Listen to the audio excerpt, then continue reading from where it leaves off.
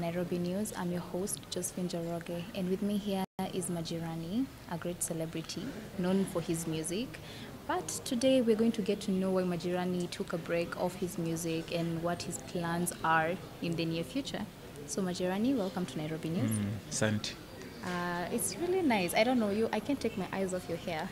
You like my hair? Your hair is really good and it's on fire. What's the inspiration behind this hairstyle? No, this is just Majirani. You know, without this dye here, you cannot notice me. Yeah. So this is me. Yeah.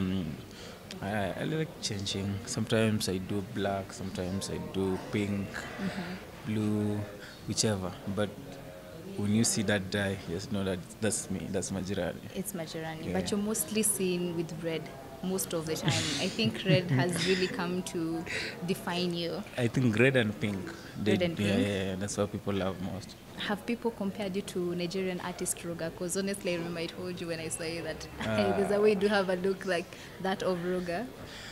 I don't know. I've not gotten into that because Ruga just came in recently. He's an upcoming artist anyway.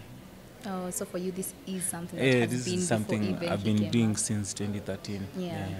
All right, so now let's get into it. So the name Majirani, is that your name? And why Majirani itself? Oh, Yeah. that's a good question. Majirani came in around 2012. You know, there's a competition that was happening in my hood. That's Naroka. That's where I grew up. During that time, I was supposed to go to that competition and I didn't have money. So, like, I was supposed to facilitate the whole program, which took around a month. Yeah. So I didn't have money to pay for all the expenses. You can't believe this, but my neighbors came through for me. So they are the one who came up with the idea of contribution. And then they gave me around 25 Gs. And I used that money to go to that competition.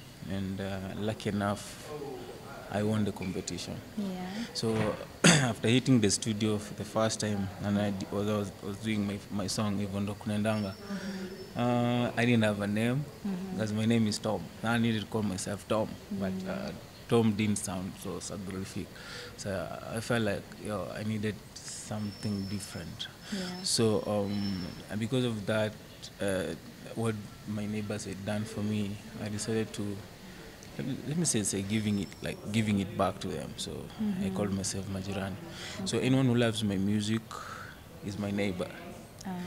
So me na yeye ni nini Majirani. Yeah, you get Really it. nice. Hey, that's really, really impressive. Like the way you came up with the name, and it's a way of you giving back to your community for coming through for you. Yeah.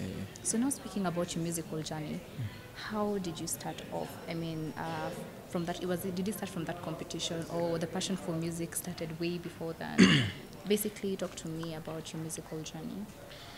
I started writing when I was in primary school. I was just writing. I used to listen to Kenyan music a lot. Talking of Red Sun, Jokali, Nonini. I'm a lover of local content. And these guys used to inspire me a lot. Yeah, so I'll just take a song, from Nonini's album, I'll just take one song, then I start cramming it, and then I write it down. That's how I started writing. And then I never took it that serious until after high school. Yeah, that's when I'll try go to the studio, try meeting artists who are around, but I never recorded professionally until 2013. So after 2013, when I came to Grandpa Records, that's when I did my first song, and that was the first time actually I worked with a professional producer. And that's how it happened. Then I just became famous automatically because that song was big. It was a bang, it was a bang, it was a banger. You were now rising as an artist. Right. Your career started peaking. Right. But just when you were at the peak, you kind of now decided to pull out of the game. What happened? Where is the disconnect? Because we expected that now that you'd blown up, that now you take advantage of the whole kind of now celebrity engagement, but now you decided to break off and go and do something else. What happened? Let me say God's plan, because I can't decide nothing for me. It's only God. I believe in God so much, and whichever He puts out there for me, I'll just have to follow what happened. Now, for me, I remember it was around 2016 when my recording label stopped producing music. There was a fallout at the studio. So my producer could not agree with the boss, so everyone left the label. As for me, I was not signed, so I didn't have a say. So what I did, I just decided to go back to LD and focus on a few things.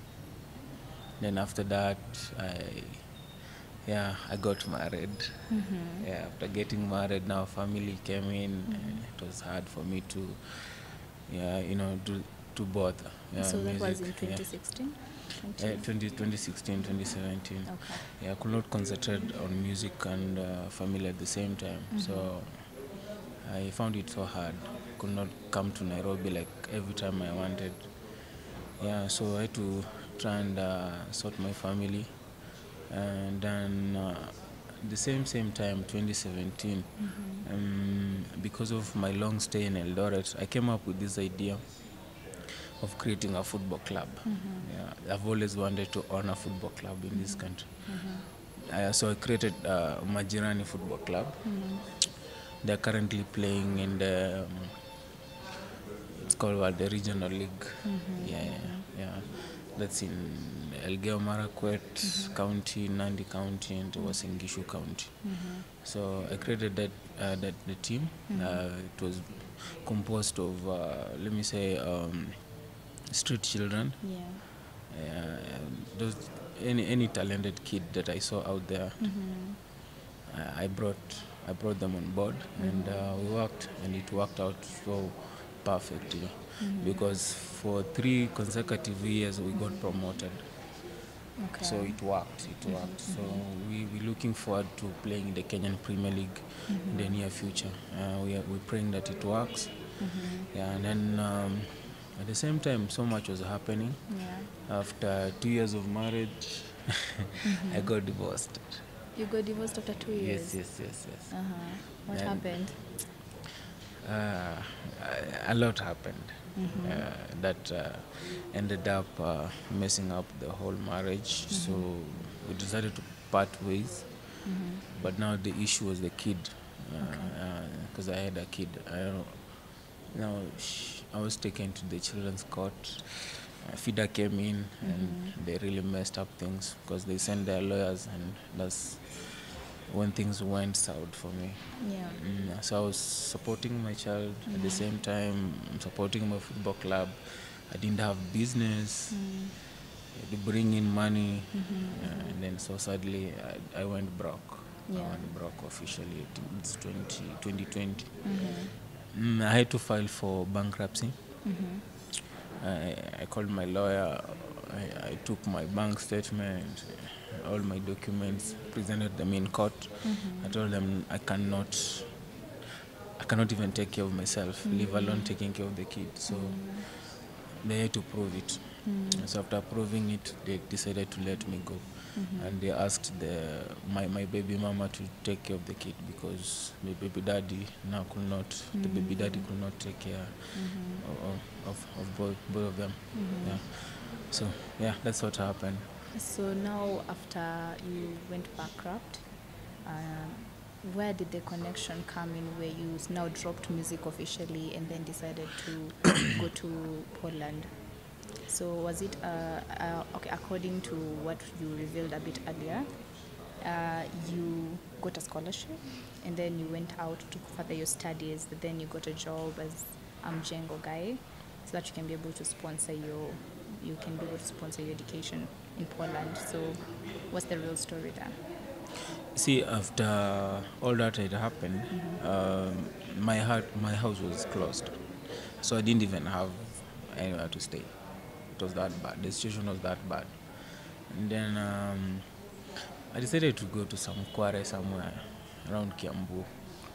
So during that time when I was working at the quarry, a lot happened, including those guys recording me chini ya maji and posting the video online. I didn't even know. So I found myself trending. Then I found other people were sending me money to support me. I had not asked for any help, so people were sending me money to help me. It was that crazy. I had to call a few friends trying to find out why they are doing that, and then I was directed to Mpasho Instagram account. So I saw the story. At first I was very mad at those guys for recording me without my consent. Yeah. But later I realized that it was God's plan. Because after that now I realized that I can work, I can do any casual jobs, but not in Kenya. You understand? So I took all a friend I have a friend in Poland. So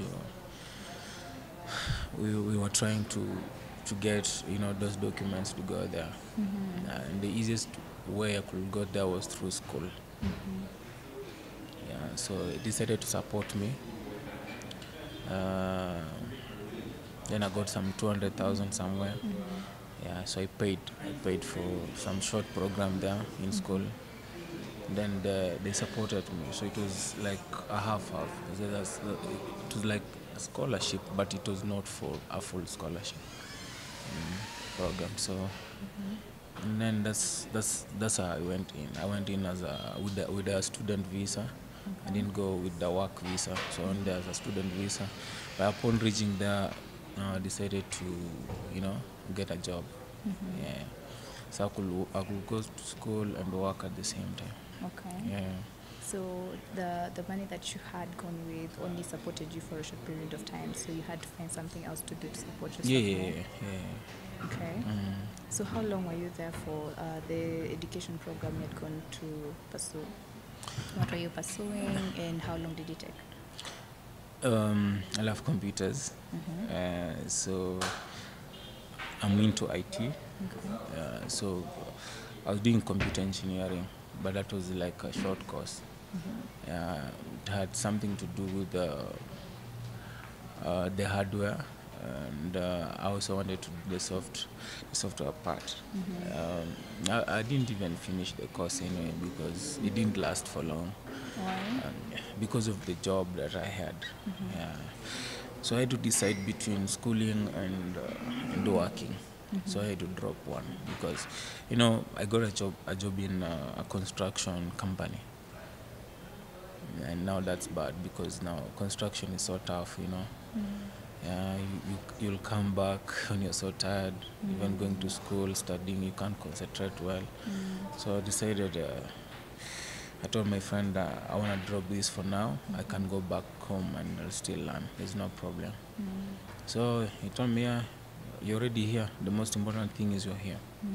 So I decided to focus on work. And then, made some good money. I stayed there for around a year. And then now Putin happened. Putin, right? Yes. Yeah, after Putin happened, when Russia attacked Ukraine, now things went bad again for me. Because now the company that I was working with belonged to a Russian. And there's discrimination against Russians right now all over Europe. So it affected us. My boss was not getting those contracts that he was getting before. Yeah. The Russian ambassador was recalled back to Moscow. It was tough. So we decided we either go back to Russia, close up the company, or maybe sell it, or move out. Yeah, those were the options. So we decided to sell out the company at a cheaper price, and then I bought some shares with some company called Azure. It's based in Qatar. But now we were based at Salwa. Salwa is on the Qatar-Saudi border. Yeah, so in those 2 years I worked in that, I think that one and a half years. So I worked in Poland, and then Saudi Arabia, and Qatar. Yeah. But I was in Qatar and Saudi Arabia for only 2 months. I think two and a half, almost Yeah. 3 months. Yeah. But now when we went to Saudi Arabia, things changed. The weather there is very it's very hot. Yeah. It's crazy. Yeah. We were doing 50 degrees a day. I could not manage. There's a video I did. People saw of me sweating. Yeah? I was sweating. It was around 4 a.m. Can you imagine 4 a.m. you are sweating? That's too early for such heat. Yeah. It was crazy. So I could not manage the weather. Yeah. Then according to the kind of work that I was doing, the construction work, it was really tough for me. By then I had created this company in Kenya called Neighbor's Kitchen. It's a group of hotels, or maybe a chain of hotels. We offer foster services in the estate. I decided to bring a very nice hotel that gives people good quality food and general service. So people loved the idea and decided to support me. So we started with the first branch, and then the second branch. And we are looking forward to having at least 20 branches by the end of next year. So that is the program, and it has worked out. And of course, it gave me the pride to come back home and to quit the job. Yeah. So you were able to leave. That time you were still in Saudi Arabia? Yeah. I was in Saudi Arabia. Okay. And then there's this week that I went to Doha as Qatar. Then I did a video. I did a video of me with some Nepali friend. On that video, I was very happy, and I was challenging all the musicians, all the Kenyan artists who are depressed, who are going through hard times, and they don't want to accept their situation because of the celebrity thing in them. So I was challenging them to look for other ways of making money. You can even come. I'll tell you, you guys come here. We do this construction job. It's good. It's paying me off, bro. I wanted them to come. I wanted them to stop whining and just get up and work. If music is not working, you don't have to be stuck there because music is not working. You can always change. You can always find an alternative to that. Yeah. So after doing that video, the video went viral. Actually, it went viral in Doha. And now there's this group of Kenyans who reside there. They looked for me and told me, Majirani, if you are around, let's do an event. I didn't know how to go about it, so they told us, just relax, we'll arrange everything for you, and then you come and perform. So I told them, yeah, why not? So I did my event. That was on 10th of was it September? Yeah. So that's last year? Yeah, that's this year, last month. Oh, okay. Yeah, so the event was good. It was so successful because people came, black or white, all races came. They came to support me, and I was very happy. I also got paid good money, and I really appreciated. So big up to them wherever they are right now. Oh, so when did you come back to Kenya? I came back on 10th of October. Is it permanently, or are you planning to go back to Poland or anywhere else? I'm not planning to go back to Poland. Actually, I have no plans of going back outside the country right now. I just want to focus on building the company that I started. That's Neighbor's Kitchen. Because let me say I'm getting the same amount of money that I was making when I was out there. So it doesn't make sense me going back there. And then I had applied for my computer science program at the University of Eldoret. So they approved it. So I think I'm going to start in January. Okay. So I think 4 years. I'll just be around. I'll be around schooling. Okay. When I go back to Europe, in case I'll want to go back to Europe, I don't want to go back as a laborer. No. I want maybe go back as an engineer or something. Yeah. So before you ventured into music, or rather when you were still finding that space, Yes. you were pursuing a degree in criminology Yes, at the yes. University of Nairobi. Yes. So you dropped criminology because apparently it wasn't doing it for you at the time, and you decided to pursue music. You know, you have to pursue what you love. I didn't choose the course. Yeah. My dad chose the course for me. So yeah, I had issues with that.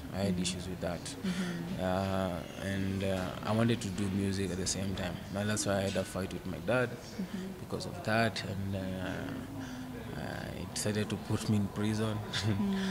That's when That's how you got into prison? Yeah, that's how I got into prison. So my How dad exactly what happened? Buda nakuweka prison juu ulikata kwenda shule. aliniweka okay, inaitwa punishment. Unajua ile kukushtua kidogo. But that's harsh. Yeah, no, aliniweka police station. Okay, It was not like prison. Oh, okay. Yeah, but now wakati nilikuwa police station, something bad happened. I was attacked by some inmates. Wanaitwa maordinary. Ordinary ni, you know, these boys who Maodi. no. Ordinary ya prison inamaanisha yani, you know, those people who are used to that jail life. They're always coming out, going back there, so they feel like they own the place. Yeah, so they attacked me. I'm a victim of sodomy. So they tried gang raping me.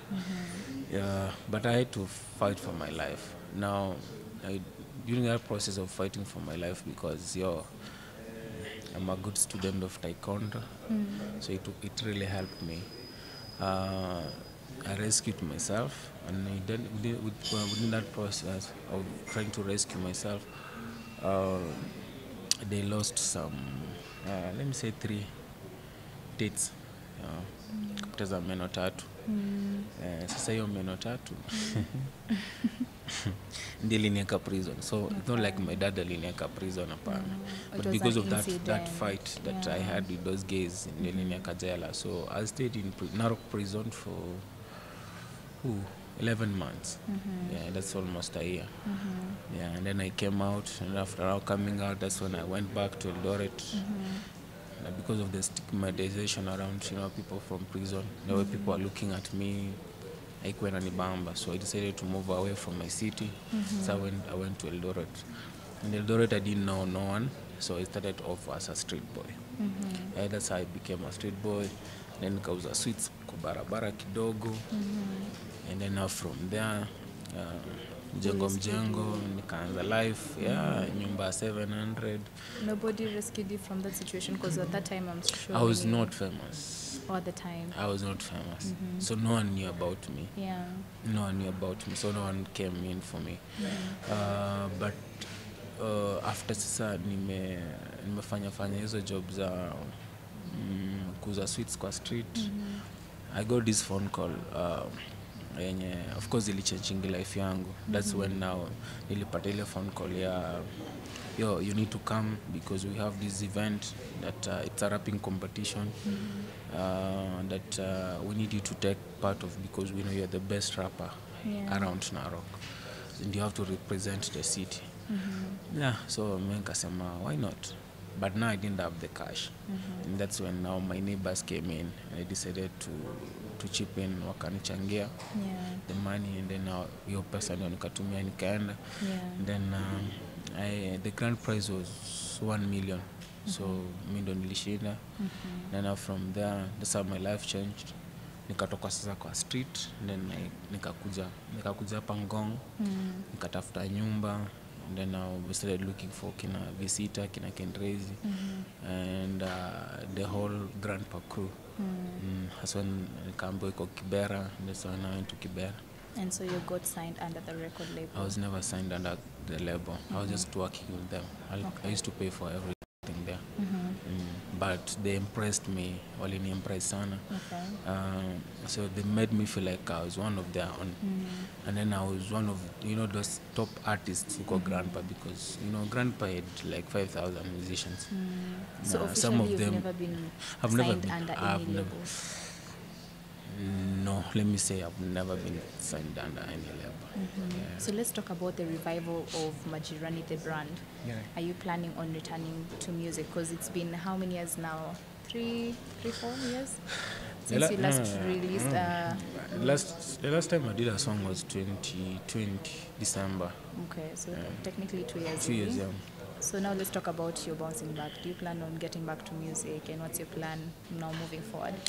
I realized that the biggest problem that I had was actually having good people around me, good advices, and let's just say lack of a good team, and money. Money is one of the biggest issues that artists encounter in this country. If you don't have money, there's nothing much you can do. Yeah, because you'll record a song, you put it up there on YouTube. Yeah. If it doesn't go viral, what happens now? The song will be stuck there. It won't go anywhere. You need someone to push your songs for you. All these media houses. Yeah, if you can't get to create that awareness around your music, no one will know about your song. So I actually took a break because I really needed to find that money. Yeah. Now the capital to support your music. Now let me say, when I came back, actually people expected me to drop my song, my first song, the moment I landed at the airport. I've been telling them, you guys need to relax, man. Because I've been working on myself. Like right now, I'm trying to set up my shops, if I have like 5 shops that are generating cash every day, it would be so easy for me to fund my music career. Yeah. Without that, and I didn't want to come with money and then start pouring it in the industry. Then after 6 months again, I go broke, and then I start crying here. Oh, guys, I'm not doing well. I need you to help me. I don't want to find myself in that situation. Yeah. So I needed a good plan, and that's why I'm telling people. People have to be calm. People need to wait for me, because I'll come back. Maybe in the next 2 months. It's not far. Maybe before January. Maybe January. Yeah, I'll start releasing. Now, the moment I come back, the moment I'll make that announcement, like, next week we're dropping this or we're starting this out. Yeah. Trust me, it will be back to back. Yeah. I won't stop. Now people will know that Majirani is a force to reckon with. Yeah, they have to realize that. So your fans should definitely be prepared for what's to come. Yeah. Others kama wako ready. You're gonna be dropping it soon. Yeah. Can't wait. Definitely can't wait. So Majirani, what advice would you give young upcoming artists or rappers who look up to you? Wow. Music is crazy. Crazy. It's a crazy venture, actually. Yeah. It's not as easy as people look at it. Yeah, because, especially being a secular artist, you get so many things, The moment you join the industry, the moment you have a hit song, you get so many fake friends. You get women around you. The money. The money is there. And if you don't make right decisions, trust me, they'll end up affecting your future. So first, musicians need to invest. That's the first thing. Yeah, when you get this hit song and it's making you money, the first thing you need to do is to invest that money. Yeah. You buy a plot somewhere, start shops somewhere, just have shops, just have something that will bring you daily income. You need that. It's very important. Yeah. This does not even go to only musicians. Everyone, you just need to have something that will generate you daily cash. You need that. Then apart from that, you need a YouTube channel. Like when we were starting off, I wasn't even on social media. I came on social media around 2014. Yeah. When my song was 6 months old. People were looking for me. I didn't even know the impact of social media. That's why you see there's no Majirani song that is on my channel. All my music has been on people's channel. So people are out there making money with my song. and I don't have because I didn't get the right advice before. So I just created my YouTube channel a few months ago, on because I have this plan of coming back. So Yeah. maybe I'll do things better this time round. Okay. So you have your music on all the online streaming platforms. Make sure Yeah. you register them. Have this is YouTube included. Yeah, tell your fans. Tell them where they should now find you right now that you're planning to come back. Actually changed my name. Okay. It's Majirani. I also lost my pages. So right now I'm using Yes. Yes, this is YEEZ.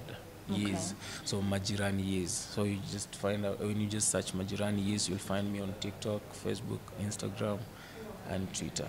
Okay. Yeah. All right. So for now, concluding the interview, I would like you to maybe rap a verse of Vile Kunaendanga. We want to now kind of bring up that vibe. Okay. If you can just do a verse for us, we'll definitely love that comeback. Nimeweka bila kuperform, labda nimesahau. Right. Majirani yo. Ushalala usiku jokota umekufa kuamka asubuhi gava imekusu nda ukashtuka ukadai akimbona lakini hapana jali hivyo ndio kunaendanga zio boy ya Majirani aka Majineighbor aka Majirr aka the next big thing. Au sio? Keep it here, man. Oh, I love that. All right, guys. So this has been Nairobi News Celebrity Chit Chat, and this has been Majirani. Thank you for coming through. Welcome. So until our next interview, cheers.